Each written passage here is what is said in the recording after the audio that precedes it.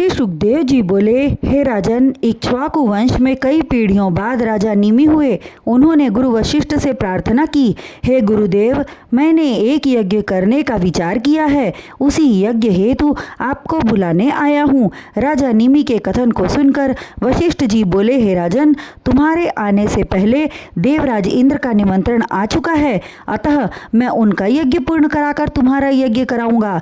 यह कहकर वे इंद्रलोक चले गए। तब राजा निमि ने विचार किया कि इस नश्वर शरीर का क्या भरोसा, कब ईश्वर की माया हो और इस तन का त्याग करना पड़े और यज्ञ करने का मनोरथ पूर्ण न हो।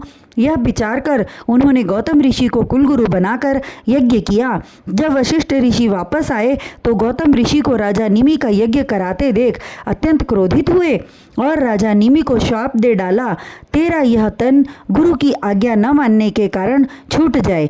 तब राजा निमि बोले, हे गुरुदेव, आप लालच के वशीभूत हो मेरा यज्ञ छोड़कर इंद्र के यज्ञ में चले गए, जबकि आप मेरे कुलगुरु हैं। उचित तो यह था कि प्रथम आप मेरा यज्ञ संपन्न कराते, तत्पश्चात देवराज इंद्र का, किंतु आपने ऐसा नहीं किया। इसलिए मैं भी आपको श्राप देता हूँ कि मेरी तरह आपका भी तन छूट जाए। शाप के कारण वशिष्ठ जी एवं राजा निमि का प्राणांत हो गया। कुछ काल व्यतीत हो जाने के पश्चात एक बार अप्सरा उर्वशी को देखकर मित्रा वरुण कामासक्त हो गए और उनका वीर्य अस्खलित हो गया। उसे ऋषियों ने एक घट घड़े में रख दिया। उस घड़े से वशिष्ठ जी का जन्म हुआ। तत्पश्चात गौतम आदि ऋषियों ने राजा निमि को पुनर्जीवित करने के लिए यज्ञ किया और देवताओं ने आकर आशीर्वाद प्रदान किया। भगवत कृपा से राजा निमि जीवित हो गए। तब राजा निमि बोले, हे ऋषिगण एवं देवगण, मैं नश्वर शरीर को प्राप्त करने का अभिलाषी नहीं हूँ। इस बंधन रूपी शरीर को प्राप्त कर पुनः शोक सागर में डूबना नहीं चाहता।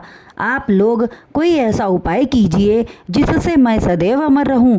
राजा के वचनों को सुनकर देवताओं ने उन्हें आशीर्वाद देते हुए कहा, हे राजा निमि, तुम प्राणियों के नेत्रों में सदा निवास करोगे और वहां रहकर अपने सूक्ष्म शरीर से श्री हरि नारायण के चरणों का ध्यान करोगे। उसके बाद ऋषियों ने राजा निमि के मृतक शरीर का मंथन किया। मंथने से एक बालक उत्पन्न हुआ, वही राजा जनक हुए। वे मंथन से उत्पन्न हुए थे, इसलिए उनका नाम मिथिल हुआ और उन्होंने मिथिलापुरी बसाई। मिथिलापुरी को जनकपुरी भी कहते हैं।